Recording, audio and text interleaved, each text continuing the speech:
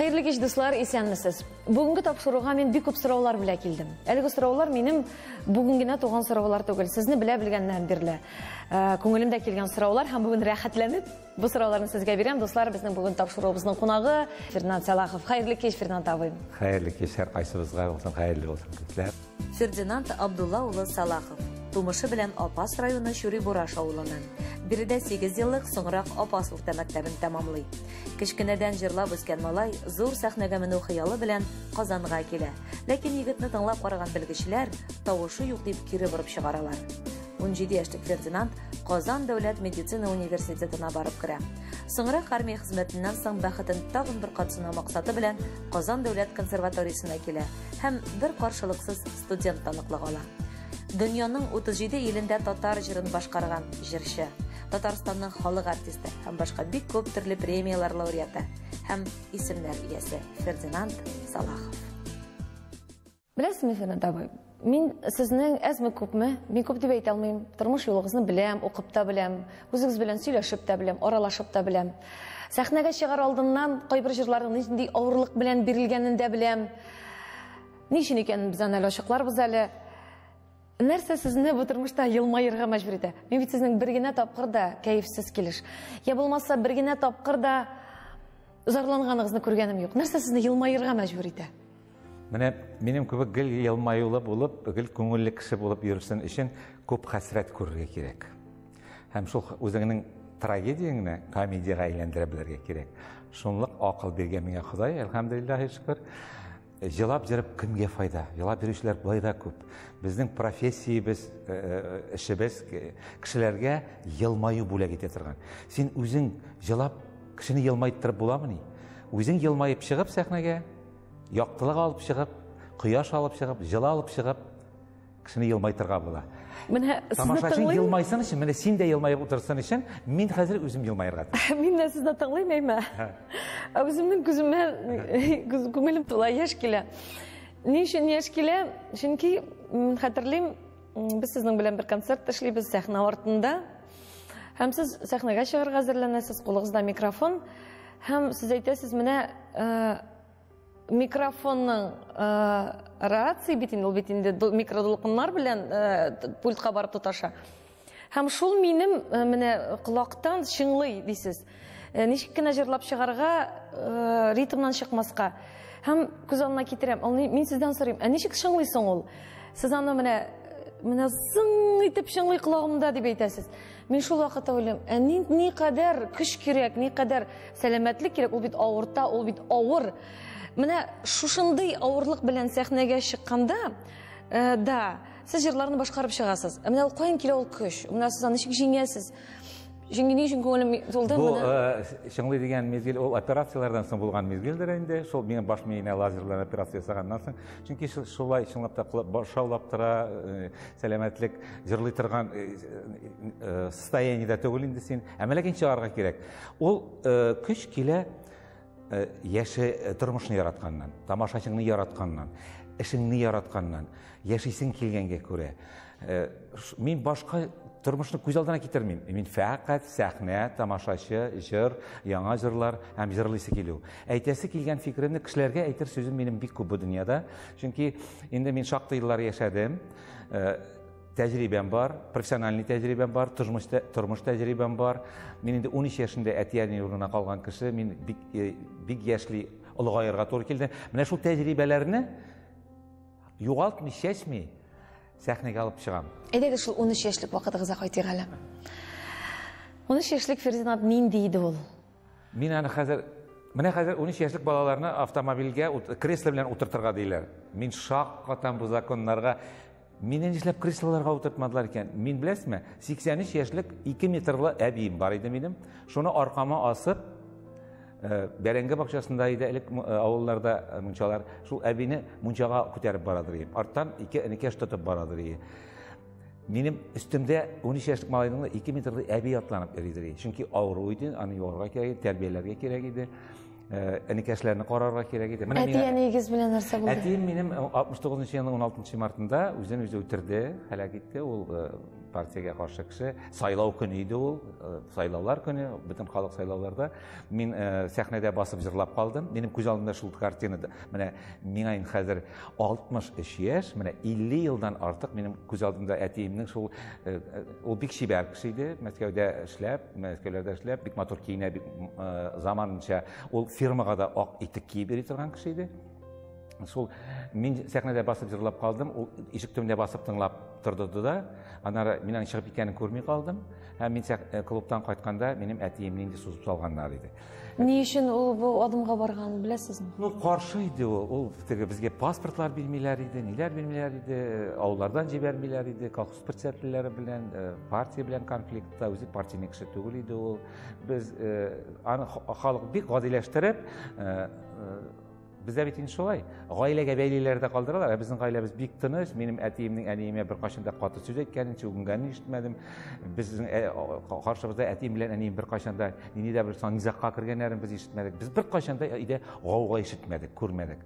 Чөнки әтием шундый кеше иде, әниемә әйтә иде. Әниемнең исеме Зәйнәп, Зәйнәбем дип әйтә. Ник аның Зәйнәбем дип әйтү, ул аның яратуын аңлату булганмы, минеке генә дип әйтү булгандырмы, яшәде. Зәйнәбем дип әйтәдер. Шуңа күрә, менә шушы 13 яшендә әтисез калгач, әнием итулы бала, без яңа гына иш алдык. Ничә бала идегез? Без 4 бала, апам инде киткән иде Мәскәүгә, Мәскәүдә укый иде ул вакытта. Мин иң өлкән бала, малайлар гына калдык. Әнием менә шушы стресстан инде хәзер дип әйтәбез, ул вакыттан инде. Ул авырды, рак анарда иде. Ул Мәскәүдә ятты. Ул вакытта резекция желудка дигән әйбер, ашказанын кисәкләп кисеп алу дигән әйберне куллана гына башлаган вакытлар әле ул 70нче елларда. Һәм ул инде военный госпитальдә безнең бер туганыбыз бар иде, военный госпитальгә аны операциягә салып, аны кубинислар, ике кара кубинис, безнең фотографиябызда бар аның.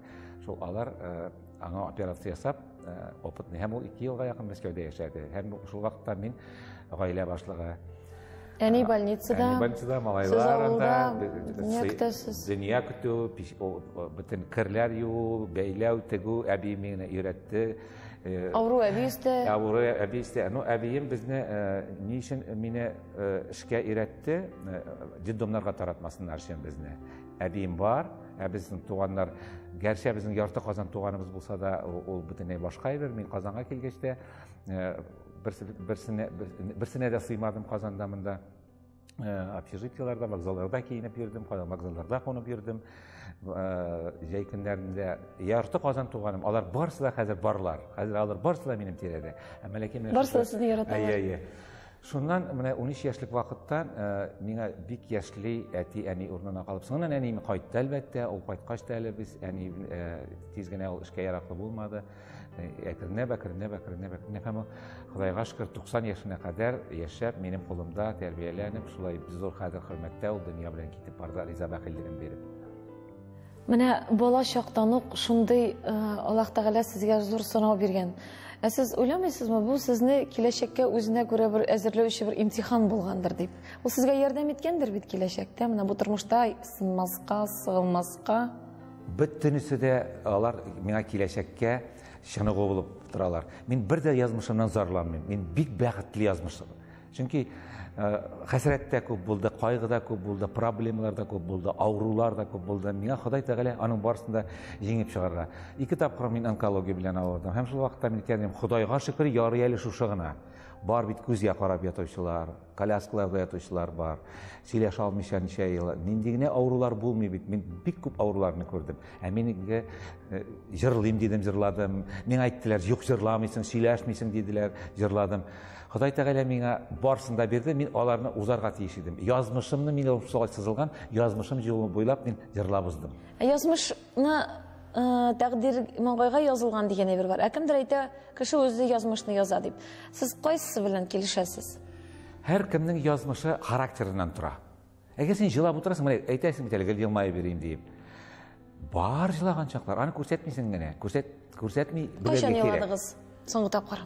Кәл җыла, мин күрмисез генә. Мин кино караганда да җыларга маңу балалар. Менә хәтта урамда шундый бер очраклар булырга мөмкин, шундый Бүтүнсү вакыт тиеген алып. Ансаңлашыла, урамда кимдир кызганып, ансаңлашыла. Менә үзегезнең язмышыгыздан ашынып, нишләп булайсың бу дип, менә үзегезне кызганып та түгел менә. Бер тапкырда шулай бер башыма килгәне юк. Ал дип җылаганыгыз булмады? Юк. Нишләп булай икән? Менә әйтәм булай сүз арасында инде. Миңа эшләгән атка төйләр инде дип, мин аны шулай җиңелрәк җибәргә тырышам. Һәр вакытта да. Минем менә үземнең коллегаларым, иптәшләрем әйтәләр инде. Минем зур проблемаларым барын беләләр. Гаиләдә проблемалар барын беләләр. Үземнең сәламәтлегемнең зур проблемалар барын. Ничек син чыгып җырлый аласың диләр. Әле миңа кичә генә шул сүзне әйттеләр. Менә кичә генә шул сүзне әйттеләр. Ничек син чыдыйсың, ничек син түзәрсең, ничек син сәхнә чыгып җырлый аласың? Җырлый аласың дигәннән, ничек кирип киттегез сез җыр дөньясына? Бик гади. Минем нәселдән килгән, кануннан килгән, әтием бик яхшы җырчы иде, баритон тавышлы, әнием 90 яшенә кадәр җырлады. Әниемнең абыйсы Рахип Җиһаншин, профессионал җырчы. Татарстан радиосы ачылгач, ул басып җырлаганнар микрофон каршына иртәнге җитә килеп, ул шунда җырлаган. Аны Татарстан хөкүмәте Мәскәүгә укырга җибәргән, шуннан ул сугышка үзе теләп киткән һәм әйләнеп кайтмаган. Бездә аны пластинкалар саклана хәзердә, граммофоннарда уйный торганнарда. Каннан килгән, мин үзем белә белгәннән кичкенә вакыттан мин һәр вакыт артист буларак кыландым. Һәм ничек артист булып киттегез инде? Кайдан башланды бу профессионал сәхнә тормышы? Узак әйләндем. 10нчы класста укыганда мине Казанга килдем. Монда үзешчән сәнгатьтә күп катнашадыр, мине төрле олимпиадаларга җибәрәләр, яхшы укый дип инде мине килдем Казанга. Мине бер җырчы тыңлап карадан, фамилиясын мине әйтми бер качанда. Ул Исәнсау әле ул кеше. Бернинди тавыш юк, булырга да мөмкин түгел. Җырчы булырга бер нәрсә юк. Нинди институтлар бар инде. 5 институт инде ул вакытта. Авыл хуҗалыгы, медицина, экономический университет, шуның берсенә барып кирде инде мин. Кайсына? Мединститутка. Аны мин яшере, берәүгә дә әйтмичә, барыбер качачагымны белеп, барыбер артист булачагымны белеп. Сез әле табиб булып башладыгызмы? Мин аны дневнойда укыдым, аннары вечернийга, кичкегә күчтем, аннары заочныйга күчтем. Нинди ахыр чиктә барыбер үземнекен итеп армиягә качтым. Тегелерәк әйтегез әле. Нинди факультетта укыдыгыз? Личфак, лечебный беренче факультет. Сез табиб. Ниченче курстан качтыгыз инде? 4нче курстан качтым инде. Диплом алмыйча качтыгыз. Мин төзелешләрдә эшләдем, беркемгә бер нәрсә әйтмичә, туганнарга да әйтмичә. Һәм менә курыктым инде. Ник укымыйсың? Минем апамның ире жизни миңа апам әйткән инде, укымый, врач буласы килми. Консерваторияга укырга кергән бу, безгә әйтмичә дип, жизнем әйткән инде. Ярар, Шәләпин булыр дип. Һәр бөтенсенә шулай, безнең өйдә бөтенсенең телефоннарына минем туганнарның Шәләпин дип язылган. Әсә Шәләпин? Шәләпин булды. Хәзер кайтсам да бер нәрсә булса, Шәләпин кайткан дигән, Шәләпин кайткан. Жизнең бер сүзе инде хәрмә 40 ел элек әйтелгән бер сүз, менә шул Шәләпин булыр. Менә белмисездер әле Фирдан Сәлаховның кушаматы Шәләпин икән.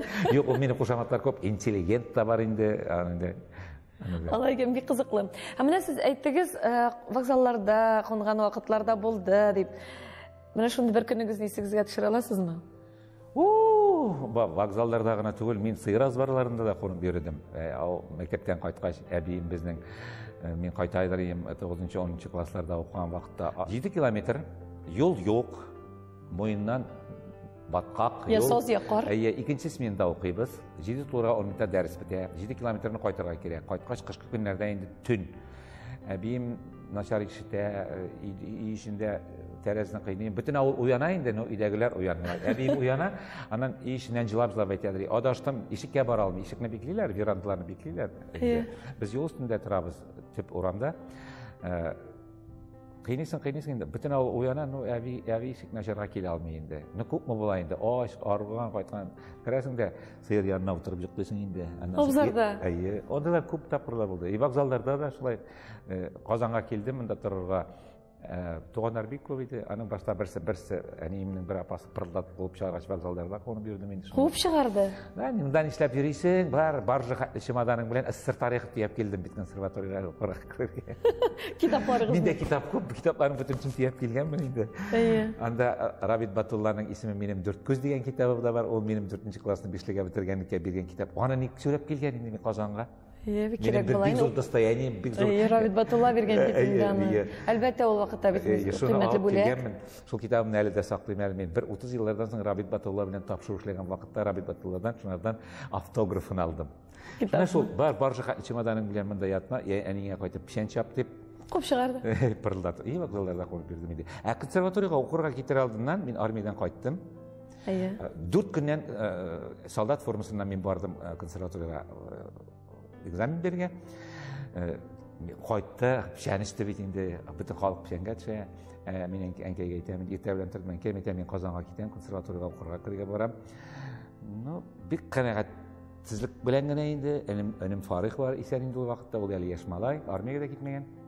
Булар инде миңа кайта хәр печән чаба бу дип уйлыйлар инде. Армиядан кайтып көтеп торалар. Мин чыктым, капка төбенә чыгып, машина көтеп торам, мин узган барган машиналарга утырып китәргә. Шунда энем әйтеп калды, кер алмаса жарар, печән чабарга кайтырый дип. Мин беренче экзаменны сдавать иткәч, 5легә сдавать иттем дип, авылга телеграмма соктым. Энем әйтә икән, кайтмый инде, печәнгә төшәргә кирәк иде. Шуннан кемнең классына эләктегез? Башта мин укыдым Михаил Федорович Кольцовта укыдым 2 ел, аннан мине Зөләйха Кысматуллина үземә алды. Һәм шунда миңа гомумән язмышымда яхшы кешеләр, мәртәбәле кешеләр, тарих битләренә кергән кешеләр очрадылар һәм аларның ярдәмнәре тиде. Мине ул консерваториядә үз классына алды, үзетләр Нәзип Газизовка Жигановка алып керде. Минем тавышымны буздылар. Кольцовта укганда мин бөтенләй җырлый алмаска әйләндем. Зөлекталны алып керде Нәзип Газизовка. Менә ул безгә килгән иде шундый тавыш белән, менә бүгенге көндә ситуация шундый, бу хәзер безнең шулайрак булып чыкты инде. Нәзип Газизов өстәл аркылы сузылды да, Зөлекталнага үзең аласыңмы? Алам диде. Алды. Алды һәм укыта башлады. Мин больницада эшлим, дворник булып эшлим, консерваториядә эшлим, өйләндем җитмәсә, бала чагасы. Ул яшьлектә бит кеше үзенең сәламәтлеген саклый белми. Бер нәрсә дә бетмәс кебек, үзелмәс кебек. Һәм мин авырый башладым. Авырый башлагач, Зөлектауна мине кулымнан җитәкләп врачларга йөртте. Һәм Мәскәүгә операциягә озатты. Һәм мин эләктем дөньяда, СССРда 3 кенә врач фониатрия. Фониатрия ул аваз врачлары, фон. Фониатрларга. Фон тавыш дигән сүз инде. Терапия, фониатрия. И ул мине Флоргаевнага алып кереп, Гайхаджи Тагировның менә атаклы биюче балетмейстерның кызы иде ул, Галима Ибраһимованың әни килде спектаклендә главный героиням әни килде. Галима апаның кызы Флоргаевна мине Мәскәүгә үзенең ул докторскийны яза иде, доктор наук булырга тиеш иде, медицинский наук, үзенең научный руководитель фән җитәкчесен алып китте. Һәм Полонов Михаил Яковлевич мине консилиум җыеп, утыртып Флоргаевна әйтеп торып, тегеләр, юк, соң килгәнсез. Юк, соң түгел, менә булай операция ясады. Нинди диагноз белән барды? Рак надгортанника. Ничек? Рак надгортанника. Аллам сакласын. Анда трубка куеп бирәләр, кешеләргә тавышлар. Соң диделәр. Ничә яшьтә инде бу сез? 28 яшь. 28 яшьтә сез онкология белән авырып. Әле мин больницага киткәндә үзем белән улымны да алып киттем. Яшьтә 8 айлык. Үзегез белән? Ни өчен? Үлсәм үзем янымда булсын дип. Шундый дурак мин, шундый дивана. Нишләп? Ул җүләрлек түгел бит инде ул. Бик яратам, аны ансыз мин бер сәгатьтә тора алмыйм. Улыгыз? Да, мин хәзер дә бик яратам. Аның үзенең ул балалары бар инде, хәзер шундый. Без киттек 40 градус салкын вагонда. Февраль айында Флоргаевна китте алдан, миңа урын әзерли тора, врачлар белән сөйләшә тора. 40 градус салкын, вагонда каты була торган, бөтен вагон безгә одеяллар китерә, безне төрәләр. Безнең әле нидә ян боковой урын, әле ул безнең яшьтә 8 айлык бала. Үзем йөри алмыйм вообще. 30 килода йөрим мин ул вакытта. Ябыгып авырып беттегез. Ну, башта мине алып китте, минем хатынымның әнисе, минем алтын иде менә кайнанам. Мин бүгенге көнгә кадәр аларны күз яшь сөйли алмыйм.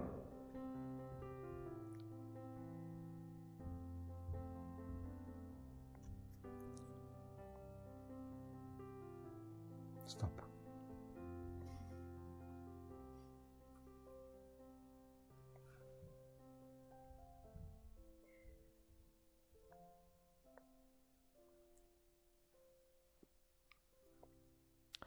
Әни Казанга килеп, мине почти кутомка көк арқасына асып Қойнынағыз. Ульяновкаға алып қайтып кетті. Сонда мен 2 айдан артық тұрдым. Бүтін кіші айтайды енді, нәрсе енді, әне жылай тұрған болғаныңда, нешлеп жылайсың енді, рактан қалған кіші жоқ, бәнен түген. Міне бір Фатима Айшемнің туғаны бар еді. Шул айтқан енді, нәрсе жылап отырасың енді, барақтан қалыңдар, бар өлелер бет деп. Шул туғанын 28 ел үйіне кіртмеді. Сізге шулай деп айтқан үшін? Әйе. Ол менің арқама пышақ қадап шықты дейді. Сондай алтын кісілер. Мен айтам бит, әти де енді, хатынымның әтisi де, әнisi де бик яраттылар. Мен өзім де бик ярата алдым. Алар шундай затлы нәселден, Акчуриндар нәселден де, әни башка нәселден. Шулай біз қайда болса, поездларда бір жерге барсақ, нетсек, әйтәләр иде әниге. Ой, сіздің ұлығыз деп әйтәләр иде. Әтиге операция болды біздің неде. Тоже аның рак-надпочечник кейдейінде. Міне Қазанда менің уақытта енді халық артист едім. Тезген алып келіп, мында операциялар жасаттық әтиге. Әти, мен келем әти дей, бажай келе әти дей, қатындар келе, балдызлар келе әти, внуклар зор енді, менің малайларда, балдыз малайларда. Бүтінсе әти, бүтінсе. Кімнің кім екенде білмейлер. Әтині больницадан алып шыққанда, анда кішілер көп бетінде. Мен ана ялғыз бір палатаға да салаладыр емін. Ол шындай тыйнақ кішейді. Жоқ, мені салмағыз, ұяла, ялғызғына ятырға. Бүтін кішілер болған жерге қойығыз мені, салығыз. Сонда 2 атнадан операциядан алып шыққан вақытта, тегілер әйтелер енді, неге аның білен бірге айтқан, ол бик затлы, шындай оқымышлы кіші дейінде. Соңынан әйті біздің гәрсе коммунист болған болса да, соңынан ол мәшітлер білен дини, чүнки біләйді дин yolunda да көп ішлер ішледі. Больницадан шыққанда біз әтіне алып шығабыз енді. Аның білен бірге палатада ятқан иптәшлер етер, ой, бабай, ой, сенің ұлларың шындай бұлғаш, міне сен бик тез құтылдың, бик тез шығасың, ұлларың алып та кете бұрды дейді. Әти бұрылды да, ұлларың түгіл, бұл киеулерім менім дейді. Шундай кішілерде бола екен, киевлерде бола екен. Чүнки білесіз ме, ол мен яқшыдан да түгел, Бажай Рашид яқшыдан да түгел, менің қатындарында. Алар аны, алардың хоқлары бар еді. Шундай тәрбие көрерге, шундай иқтибар көрерге, алар аны өзлерінің яшау рәуішлері білен, бізге olan иқтибарлары білен, ғұмымен кішілерге қылған дүниеда тұтқан орынлары білен, алар маңа хоқлы еділер. Аларының. Ана бой біріне хақлы болу ол бір әйбір. Мына шушы әйбірні көре білу, ол бит әлі екінші әйбір. Мына мысаны тағы да қимметірек. Сіз көре білгенсіз бит аны. Бұл бит сіздің өзіңіздің де тәрбиеңізден келеді. Әлбәттә, мен кішкенеден мына шушы ауру әбині тәрбиелеп, меңа енді бір нәрсе түгел. Ол бір нәрсе түгел. Әтиім менің мына Мәскәуден қайтқаш, мен үш әби белән яшәдем. Әтиемнеке, әниемнеке, һәм ялгыз калган бер күрми торган сукрайган карчыкны әтием ярдәмгә алды. Шул әбине миннән җитәкләтеп, ол минем иждивенсиядә иде, минем карамакта иде. Аны әбием әйтәйне күзе эре бакты дип. Мин аны хәзер беләм, ул нубухайчы глауком булган булырга мөмкин инде. Һәм шуны әбине медпунктка алып барадыр инде. Көнгә берничә тапкыр. Бала чага бит, онытып аны бүрәнәсенә утыртып куям, 40 градус истидә ул бичаракаем утырып тора. Сез онытып уйнап та киләдер. Мин уйнап та китәдер инде. Но бер тапкыр да мине әтигә сатмады ул. Бер тапкыр etmeni, meni unutib qoldirdi. Ana kimlardir olib kirib şeyler söylerim, men ana olib qaytadirəm iyə. Mənə kişilə qaytqaç əti sırayında, Feyriza isimli. Feyrizətdə, Feyrizab deyindən də bardağız mən Firqat bugün, ey elhamdülillah, elhamdülillah edib. Ondan sonra işitmeye başladı, gözü de görmeye başladı. Bizim iki əbilər көп jıyılalar ya, men şunday kiçkine vaqtdan şunday eşəki bolğanmın. Ol men aytadi, oğlum, tegiler əbilər söyləşkəndə külsələr, men ada türtürsün deyib. İkəvünə qalabız tegilərə. Barıb türtəm də, hə deyib gülüb də. Men şunlardan qazaq tapıb, ikəv şuna gülüşüb oturadır şulay bilen. Mənə ol alar bütünüsü də minden nindidir is qaldırğanlar indi. Əbiyim mənim beyitlər көп bilədir. Beyitlər bir hər vaxtda nindidir bir tragediyaga bəylənən bola. Nindidir. Mən şunday əybirlərini bir көп jırlıdır, көп сөйлейdir. Алар менің бала көңіліне кіріп қалғандар еді. Міне сіз шул Мәскәудән операциядан қайтқаш, сізге бит инде мен табиб болмасам да идем. Категорик рәвештә Җырламаска түгел, сөйләшмәү әлемдә, сөйләү турында да. Һәм мин кайтканнан 7 ел Флоргаевнаны тәрбияләдем мин аннан соң карадым мин аны. 7 ел карарга йөрдем. Һәм үзем җирләп күмдем дә. Каберенә, чөнки Галим апаны күмгәннәр иде. инде мрамор плитканы җәйгәннәр, киңитеп җәйгәннәр, асқа төшәргә бөтен кеше курка. Ишлеп төштә хәзер дип. Флоргаевнаны төшердек, һәм мин асқа төштем аның янына. Шунда үзем бер үзем төшеп, ул шунда куеп, җиргә тапшырып, шулай җирләп, әйтеп. Соңгы узатыгыз. Кайчан җырлый башладыгыз операциясын? Бер ел ярым вакыт узганнан соң, менә шушы Флоргаевнаның туган көне булды. Туган көне булды да, бу әзрәк кенә инде булар кызлар утырдылар, әлбәттә шәрәпләр инде эчкәннәрләр инде. Әйдә, җырлап карыйга әле. Аның Пекинес дигән кичкенә генә әтә бар иде. Ул үзе шундый колоратура сопраны, ул музыка училищесы бетергән һәм бик матур җырлый иде. Һәм табиб та иде. Раяль янына, фортепиано янына килеп утырды, әте килеп утырды. Флоргаевна распеваться итә башлады. Мин әле бит белмибез нинди тавыш чыгачагында. 2 секунд җырларга ярый дип әйтә инде. Мин кычкырып җырлап башлаган идем, теге мескен Пекинес очып китте куркуымнан мин тавыштан. Флоргаевна инде кочаклап мине җылый, кычкыра, ой, җырлыйсың дип, хәзер шунда үзенең ни киеп, приборларын киеп, тамакны карап, ни дип, бер нәрсә үзгәрмәгән җырлыйбыз дип, менә шуннан башланды. 2 секунд, 3 секунд, 5 секунд, 1 минут, аннан соң Зөлихтауновга Хисмәтуллинга педагогка ул шалтыратты. Нигә 2 минут хәзер җырлатырга ярый аны дип. Мин Зөлихтауның өенә йөри башладым.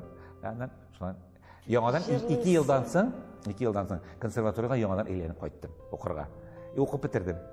Күңелеңдә шул кадәр җырга мәхәббәт булып, моң ташып торганда, 2 генә минут җырларга бирәләр икән.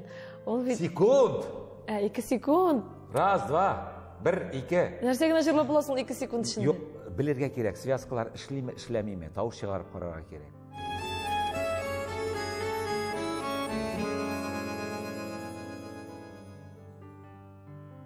Иҗат юлыгызны, менә гомумән иҗат тормышыгызда иң кульминацион югары ноктасы иҗатыгызның кайсы вакыты, ничәнче еллармы, нинди булса концертмы ул һәм менә нинди булса җырмы ул. Шундый вакытыгыз турында сөйләгез әле. Бу хакта мин уйлап та тормыйм. 1986 елда, 1981 елда Казан дәүләт консерваториясенә мен шушы укырга әйләнеп кайтканнан соң, мине Илгиз Ибидул Шамазитов сәнгать җитәкчесе филармониядә, ул минем оперный подготовкадан укытучым иде. Башта Нияз Курамши иде, Нияз Курамши бирде дип инде шулай туры килде анда. Мине күчерделәр Илгиз Ибидулга һәм шунда Рима бригадасына җырчы кирәккәч, минем дә бар бер укучы, народный планда укый, махсус укый народный планда, Хисмәтуллин классында, шуны тыңлап карагыз әле. Филармониядә мине тыңлап карадылар, Илгиз Ибидулович мине тәкъдим иткәч инде, Рима шулай ук бик яратып мине бригадасына алды һәм мин эшли башладым филармониядә. 81 елда, 86 елда беренче сольный концертымны эшләдем опера театрында. Ул опера театрында сольный концерт эшли башлаган кешеләрне мин башка хәтерләмим. Иң беренче сольный концерты ул заманнарда опера түгел. Соңыннан анда концертлар күп була башлады. Романс кичәләре, ниләр, менә башлап җырлаучыга сольный концерт бирергә һәм шунда үземнең укытучым утырды, Хисмәтуллина Зөлихтауовна шатланып утырды һәм бик ул 8 март иде, язгы гөлләр сезгә дип атады мин ул программаны. Анда урамнарда инде билетлар сорап йөреп, Зөлихтауовны күреп кергән, анда урамда билетлар сорыйлар, урыннар юк дип инде. Һәм мин рояль белән дә җырладым. Рояль өстендә сез хәтерлисез, күз алдыңызга килә, 86 ел. Чәчәкне эзләп тә таба торган түгел. Бер генә кибеттә менә Ленин бакчасы янында бер бакчада саталар иде чәчәк. Һәм ул рояль үсте туп-тулы иде чәчәк белән. Менә шуннан мин кочаклап алып чәчәкләрне үземнең укытучымның алдына китереп салдым. Һәм ул бик бәхетле мизгелләр кичерде. Мин дә бик бәхетле идем. Чөнки ташлап ул Салаховны нәрсә интегәсең, барыбер булмаячак, барыбер җырламаячак. Шулай диделәрме? Дип әйтәләр укытучылар анарга. Консерватория укытучылары әйтәләр иде.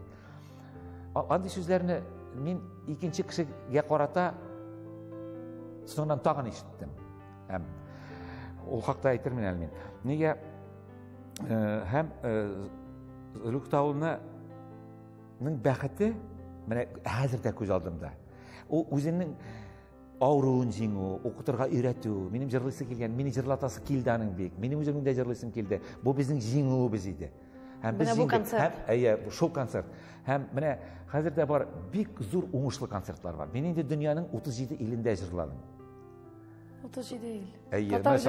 Санап кетсем, бүтін мен енді болмаған пішмақ жоқ. Чөнки мен халық фольклор жырлайм. Фольклор белән бүтін дөнья кызыксына. Инде бүтін дөнья бу синтезатордан күптәннән инде хәзер арыган туалган, аның белән кызыксыну ничә юк. Бик күп оркестрлар белән җырладым, бик күп зур коллективлар белән эшләдем. Һәм шул вакытта уйлап, Төлектауны күрсен дип. Менә шундый үкенечле бер мизгел бар. Ну, жаннар бар, бәлки күрәдер, бәлки ишетәдер дип уйлыйм инде соңна үземне шундый юатам. Нинди җырыгызны ул менә өйрәттеме, яратадыр ул сезне? Ул бүтән җырны да өйрәтте, бүтән әйберләрне дә өйрәтте. Бигрәк тә авыр биргән бер җырыгыз бар, менә бергә эшләгән һәм нинди җырыгызны аңа багышлап,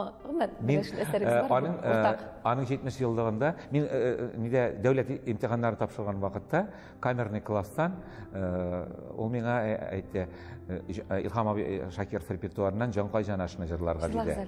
Нигә шул Җанкай җанашны мин аларга акапельны җырладым 70 еллыгында тәбрикләп. Һәм дәүләт имтиханнарын тапшырган вакытта Рубин Кабирович әйткән, менә акапелла җырлаган студентка 5 куярга дип. Җырлагыз әле шуны, Җанкай җанаш. Мин үзем ул җырны бик яратам. Әйе. Atlandımla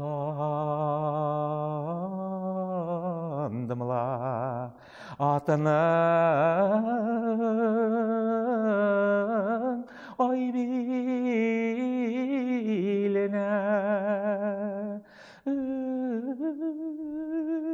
şeylendim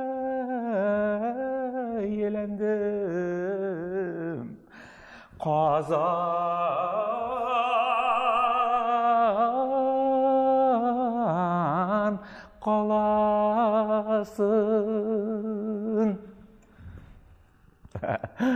Менә шушы җырны ул бик яратадыр ия. Аны мин җырлап калдым анарга. Һәм 70 яшын уздырганнан соң узакта тормады, китеп тә барды инде ул дөньядан бик иртә китеп барды.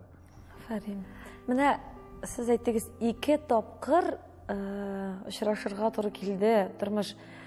Менә тапшыру башында да әйтеп үттем, язмыш тез астына китереп сукса, егылмас өчен якасына ябыш дип. Бу бит инде сезнең чираттагы тез астына китереп сугу язмышның. Шулай бит. Шулайдыр. Беләсезме, менә 6 ел элек мин эшләдем бер музыкант белән, Раф Аганов белән. Ул Салих Сәйдәшев нәселеннән. Ул физика-математика фәннәре кандидаты иде. Аның консерватория, Мәскәү консерваториясе пианистическая школа дип әйтәбез инде. Гениальный музыкант. Бик күп менә сез Әлфис Кыямовның тапшыруын эшләдегез. Килсен. Ул Раф аранжировкалары. Бүтәнесе дә мин шул кадәр дулкынланып тыңладым Әлфисның җырлаганын. Мин аның шул уйлап утырам. Әлфис җырлый юк, Рөстәм Вәлиев кие юк, Раф Аганов аранжировкасы юк, өчесе дә юк. Һәм тапшыру миңа шул кадәр тәэсир итте. Менә шул Раф белән мин 24 ел эшләдем. 24 ел минем туганым инде. Ул минем энем дә, абыем дә, әтием дә, нем дә. Мин бер хәсрәтсез иҗат иттем. Ул миңа шундый шартлар тудырды. Бар, утырып тор, бар, килмә, бар, комачаулам әле монда, микрофонны бирермен, әйдә киттек ашыйбыз, әйдә киттек ишәбез, әйдә киттек җырлыйбыз. Һәм 30 августта менә ипподромда дәүләт шундый җаваплы концертта ул сәхнәдә җырлап үлде. Сәхнәдә? Да, сәхнәдә үлде. Һәм мин менә миндә шундый депрессия булды, 6 айга бер нишләй алмыйча, җырлый алмыйча, тавышлар бетеп анда минем. Һәм соңыннан инде мин авырдым. Шушы ситуация сәбәп булдымы? Әйе. Шул? Нервы... Юк, стрессовый ситуация. Стресс аркасында. Мин ничек яшәргә, ничек җырларга икәнен ансыз күз алдына китермәм. Чөнки мин шунда аңладым, миндә трагедия икән. Һәм шуннан башланды инде. Бу юлы кайдан нәрсә белән бәйледең? Бу инде баш миндә. Баш миндә. Әйе. Да, Мәскәүдә миңа операция ясадылар, лазер белән кирип. Һәм 3 ел рәттән булды ул. Мин әйттеләр, сәхнәгә чыксаң, җырласаң, юл бер генә. Әйе. Менә шулай дигәндегез, һәм чыккан сайын... Әйе, юл бер генә. Мин уйлап утырдым. Менә минем китап, менә монда әйтәсе сүзләрем бар иде дигән. Менә табиблар әлбәттә безгә гомер бирүчеләр. Аларның да бер генә табиб та, бер генә югары категорияле табиб та Ходай Тәгалә түгел. Алар ярдәм итәләр әлбәттә. Алар алып калалар, үлемнәрдән дә алып калалар. Әмма аларның да кай вакытта әйткән сүзләре дөрес булмаска мөмкин. Диагнозы дөрес дип әйтмим. Аларның да көткәннәре булмаска мөмкин. Көтмәгәннәр дә килеп чыгыра. Менә әйттеләр, сәхнәгә чыксаң, югары тавыш, без резонатордан баш миенә һәр вакытта да безнең беренче ноктабыз баш миенә килә. Югары тавышларның. Һәр вакытта да син үзеңнең шушы пычак белән кергән, лазер белән кергән баш миеңне син кытыртып, куптарып торсаң, сиңа юл бер әзерләнгән сиңа 2 метр. Мин үзем уйлап тордым, кайткач нинди җырдан башларга, кайсы төштән җырлый башларга. Менә язмыш, менә язмыш. Раф үлгән көнне мин чираттым, менә ул икенче көнне яшьләр форумында 600 бөтен дөнья буйлап җыелган яшьләр бар иде. Арчада выездной форум. Мин анда режиссер. Халиса Халина үләміз икәү. Яшьләр белән эшлибез. Аларны эзлибез. Шул көнне мин Ярамир Низамутдиновны чираттым. Һәм ул минем язмышымда шулай ук бик зур роль уйнаган кеше. Мин аңа ышанып сәхнәгә чыктым. Менә ул бердән Курган өлкәсе Шадринск шәһәрендә физкультура институтын тәмамлаган. Алар 2 ел медицина узалар. Ул bütün нәрсәне белә. Ул укулларны, ул внутренний венныларны миңа 11 укул ясыйдыр ел көнгә. Гастрольләргә гел бергә йөрдек, гел бергә. Һәм төрле гайбәтләр китте. Нинди генә әшәке гайбәт. Нинди гайбәт? Я гайбәт буламы? Әшәке гайбәт. Әшәке гайбәт. Иң әшәке гайбәтне. Чөнки миңа кирәк иде аның ярдәме, ышанып чыгарга, аның тавышы белән, аның мин тавышын күрдем беренчедән. Менә язмыш. Миннән Рафны алды, Ярамирны бирде. Аның белән без эшләдек, Раф белән мин 24 ел эшләдем сәхнәдә җиттем. Ярамир белән 6 ел. Әлегә без 6 ел эшлибез. Озын гомерле булсын. Озын гомерле булсын шушы иҗатыгыз, әлбәттә. Икенче тапкыр сезгә инде операциядән соң, икенче шушы хәлләрдән соң сәхнәгә чыкканда, сезгә бит инде әйткәннәр, чыксаң, бер генә юл дигәннәр, сәхнәгә чыксаң дигәннәр. Чыктыңыз. Һәм 1 елдан соң яңадан шок хирургиягә әйләнеп кайттым. Шунда ук. Нәрсә диделәр? Кул чабып каршы алдылар. Кайттыңмы дип, килдеңме дип. Менә сез күзаллан китергез. Кайттыгыз операциядән. Кайттык, аннан кайттык. Һәм шуннан кайтканнан соң Уфага гастрольләргә киттек. Аккайын дигән җырны җырлыйбыз. Без анда Аккайында икәү бер-беребезгә, беребез Гайфулла, беребез Кайын инде. Терәлеп шулай итеп композиция ясап эшләдек инде без аны. Һәм минем бу яктан, бу якны җылтырга ярамый. Яктыртып ут куючыларга әйттек. Сул якны җылтырга ярамый. Куймагыз. Иң көчле прожекторны шунда куйганнар. Терәп куйдылар.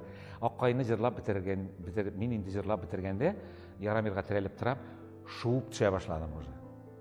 Ул менә ул шундый талант, ул ботинка эчендә бармак селкенгәнне сизәргә мөмкин минем.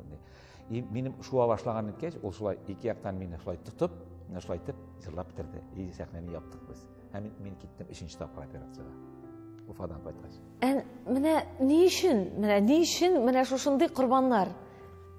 Я курбан буласың, я китеп барасың, я эшлисең, я эшләмисең. Сәхнәгә чыккан сайын, менә табиб, чыгасың икән, менә юл бер генә. Бу соңгы тапкыр чыгуымдыр дигән уй бармы соң сәхнәгә? Һәр вакытта да шулай. Мин беренче тапкыр кайтканнан соң Казанда сольный концерт эшләдем. Филармониядә. Кадим менә филармония директоры Кадим Назаровичка бик рәхмәтле. Ул Фәрнат абый, әйдә эшлибез. Давай чык сәхнәгә. Нигә бергә Ярамир белән бергә эшлисез, бергә эшлибез. Аның белән бергә эшләгез давай. Үзебез ярдәм итәбез. Һәм мин шунда тамашачыга, чөнки мин икенче операциягә уже китәсемне беләдер идем.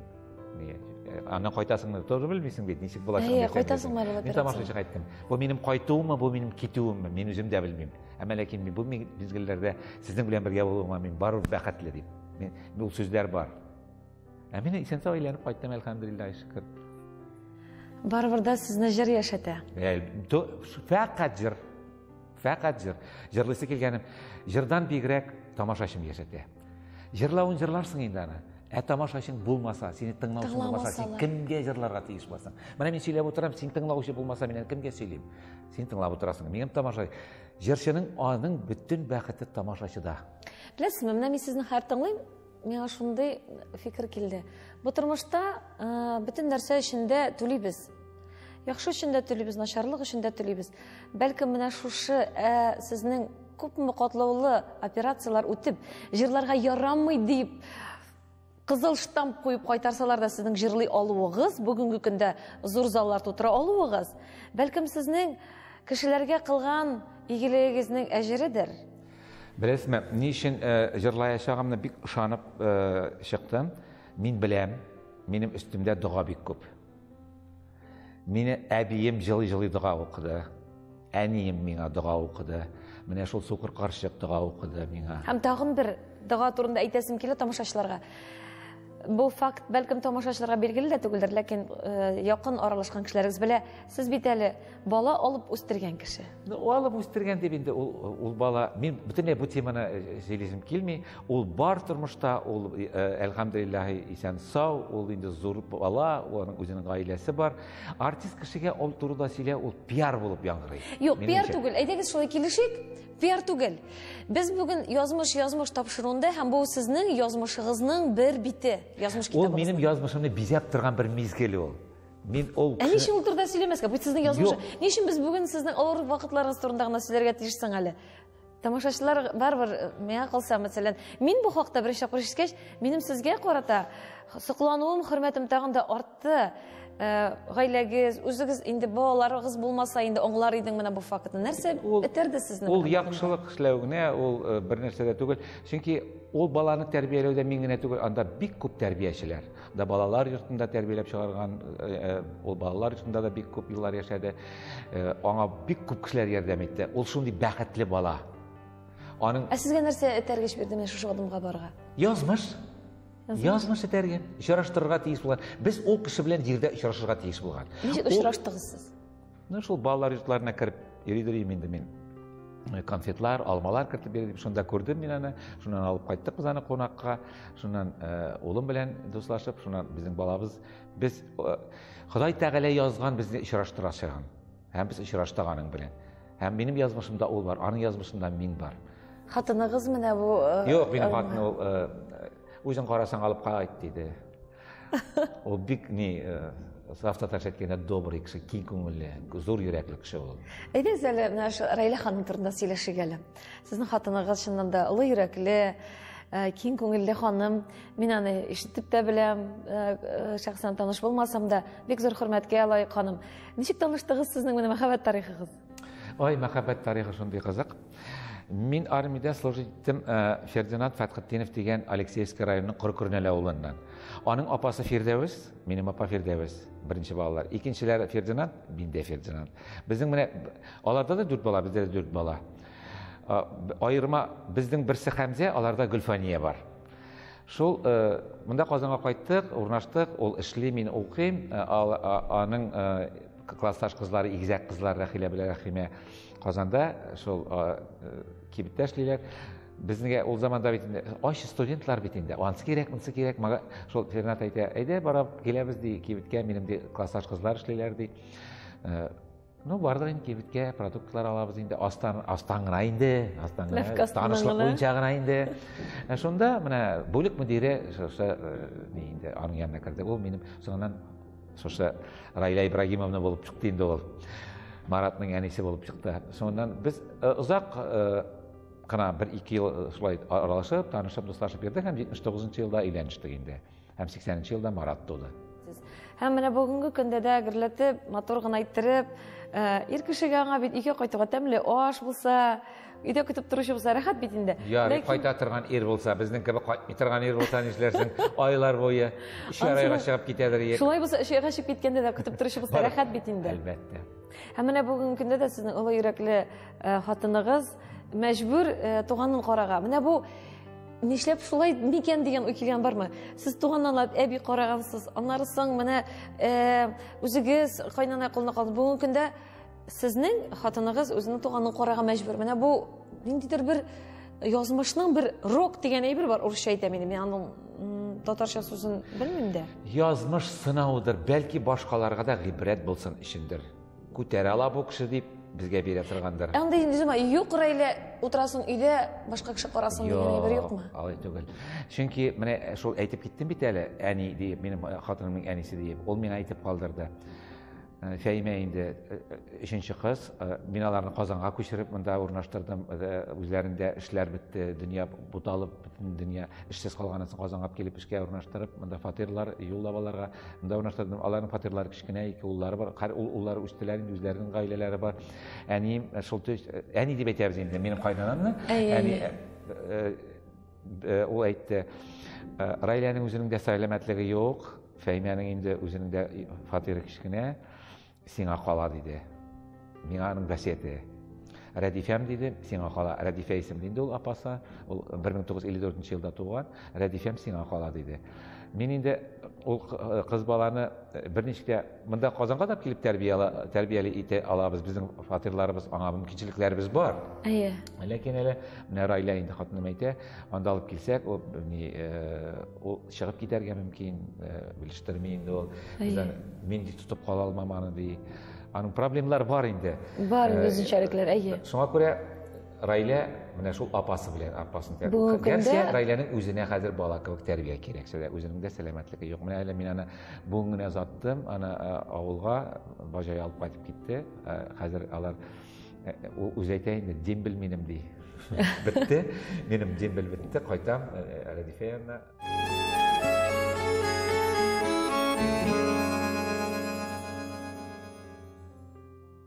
Кешесезлек белән сезгә тормышта еш очрашырга туры киләме? Кешелексез кешеләр белән. Бик еш. Алар бар. Алар белән әйләнеп узырга гына кирәк. Конфликтка кирмичә. Кешелексезләр бик күп. Сәхнәдә, иҗатта. Әлбәттә. Менә Илһамият төркеме 2014 елда Гаплат Тугай исемендәге филармония каршында Илһамият иҗат төркеме оештырылды. Шунда бар шундый кешеләр, бар шундый җырчылар. Безгә хәзер беребезгә дә сер түгел инде. Татарстанның халык артисты, Россиянең атказанган артистлары бар. Менә Эмиль абый Җәләлетдинов, Россиянең. Мин Эмиль абыйга Худайга караган кебек карыйм. Әмма аларның бөтенесендә пенсиялары, сез беләсезме? Бер кибеткә чыгып кирлек. 7-8 мең, 10 мең диринде, хәер 10 мең акча ничек.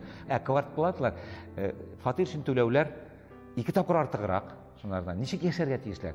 Менә филармония директоры Кадим Назырович уйлап тапты шундый бер әйбер, һәм әлбәттә чиксез рәхмәтләр президентыбызга, Рөстәм Нургалиевичка. Ул финансын ярдәм итеп, шушы Илһамият төркеменә акча биреп, Минтимер Шәрипович автобус бирде, шушылар. Шулар белән эшләп йөрибез. Сөйләп китсәң, гаҗәп әйберләр бар. Әмма ләкин бар кешелеклелек дигән әйбер бар. Һәм кешелеклелекләр күбрәк. Күбрәк булсын.